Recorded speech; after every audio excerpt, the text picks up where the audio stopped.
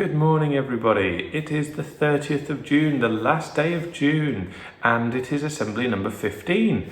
So we had 53 pupils in school yesterday, and that's the most children we've seen since the end of March, which was really terrific, and we're expecting a similar number again today. Now there seems to be quite a lot of reminders before we get on to word of the day every day at the moment, so I'm just going to go through them again today. Those of you that have seen Mr. Flynn's planning sheet and are expecting the Zoom at 9:15, that was me that changed that to 9:30, just so I can be there after doing the morning playground shift. So 9:30 today for Mr. Flynn's Zoom meeting, which I'm sure you're all looking forward to in class 3. Also, a little shout out to Jess Heppenstall and Abigail Bashford. Jess, you are the first youngest pupil to ever complete the 50 Things activity booklet. So I'm absolutely over the moon, and we'll be going through your folder that you've sent in. Really pleased to see that. So thank you so much, Jess. And Abigail, you have been to my office over the years to show me all the wonderful activities you've been up to, and you've done pretty much every activity with a smile on your face.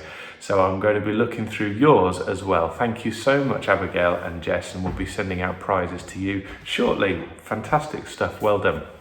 Also had a lovely chat with Billy Lambert yesterday. Billy turned 10, he's a decade old, and got some Lego, a couple of really good Lego sets, some Harry Potter Lego, so I hope you've been busy making that, and Billy got the day off work as well.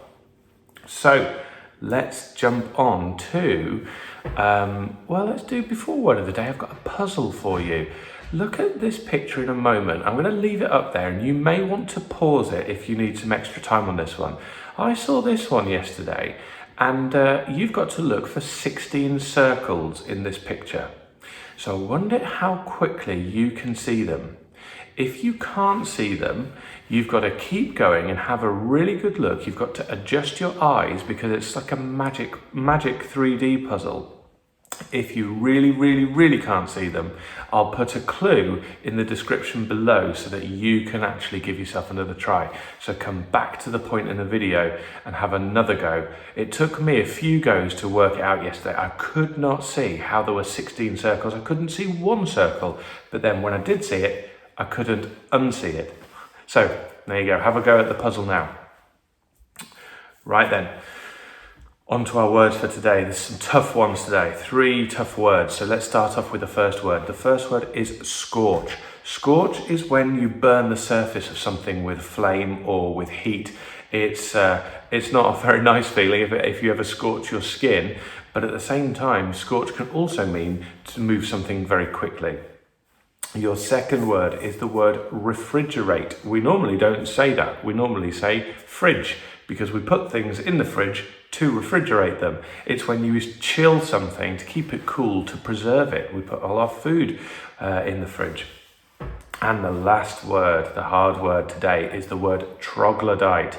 Now, those of us that were going to go on the residential, which seems like a lifetime ago that we were planning that, a troglodyte, we would have seen one of the last places in England where troglodytes actually lived. A troglodyte is a cave dweller, and in the Peak District, in Peak Cavern, in fact, there was some of the last cave dwellers in the whole of Britain.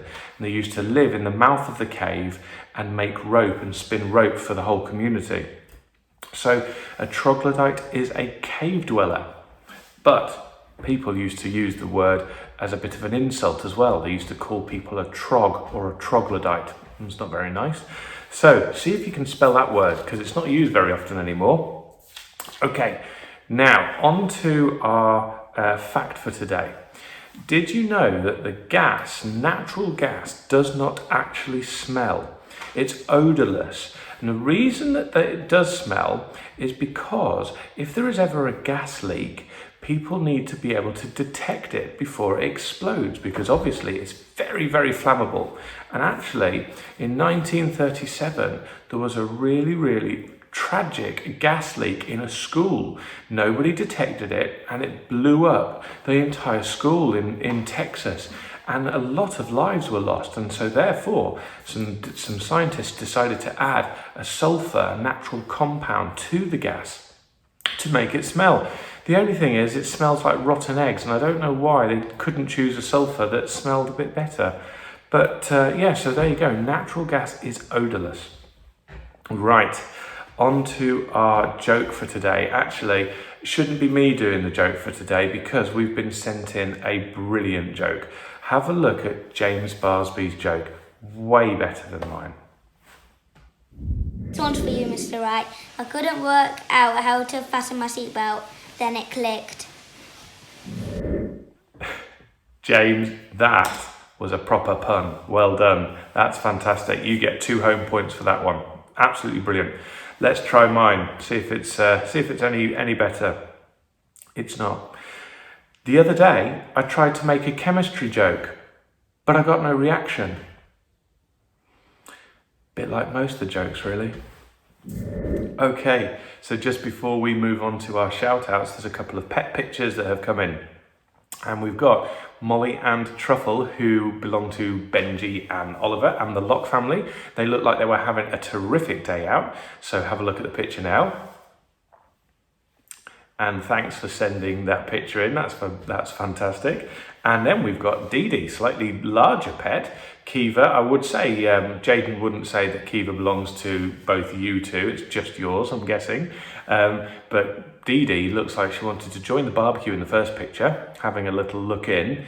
And then when she didn't get what she wanted, she was really sticking her nose in the second picture. So these are great photos. Thanks ever so much for sending them in. Okie dokie, on to our shout outs, and let's start off as we always do in class 1. We've got Oliver Mills. Oliver, you're back in school today. We see you every Tuesday to Friday and you bounce into school with a big smile on your face. So we're looking forward to seeing you again today. In class 2, it's a big shout out to Poppy Leak. You've learned so much since you've been at home. You've learned to ride your bike, and I saw a great video of that a few weeks ago. Obviously, you're not the first person to ride a bike, but actually you were one of the first people to do it in the lockdown. It was I think at the very end of March or early April that you were jumping on and learning your bike. So that's a really terrific achievement. Fantastic stuff. Well done. Benji, we've just shown a picture of your dogs, but you get a shout out as well today. You popped back into school for the first time yesterday, and we're going to be seeing you every day until the end of term, which is great. You walked in, you just got straight on and had a really good day. Every time I saw you, you were enjoying yourself, so that's fantastic. And now into class 4, somebody who always has a smile on their face, and I wonder if you've got a smile on your face right now, Patsy. Have you? I hope so. I hope you have. You see the light in everything, Patsy, and you see a good reason to be happy whenever you can, and I think that's a really wonderful trait. In class 5, a little superstar who has been in school nearly every single day since the start of the lockdown and the school closure. Isla Harness, you really have been a terrific superstar. You have never wobbled. You have been strong, confident, brave, hardworking, inquisitive. I could go on for hours and hours. You come up with such very challenging questions, and you really do want to know all about the world around you. Isla, you've been a superstar. I've been sent a video of you yesterday, which I'm going to be looking at today, so I'm looking forward to that as well, because not only are you a hard worker, but you're also a performer and a musician. Your talents have no end. And finally, a shout out to Abigail. I mentioned Abigail earlier in the video when I talked about her 50 Things achievement, but it's your turn for a shout out today, Abigail. Abigail, you come in with boundless energy and enthusiasm, and not only do you smile about lots of things, but you laugh about lots of things. Whenever I walk into the classroom, you always give me a wave and give me a laugh and tell me something that's been going on. So it's been lovely to see how enthusiastic you've been taking on your challenges in class 6. I wonder who's going to win this week's activity. I'm not going to spoil it if you haven't been shared the details, but it's going to be another good one. Okay, everybody. That concludes today's assembly. Hope you have a terrific day, and I will see you again tomorrow.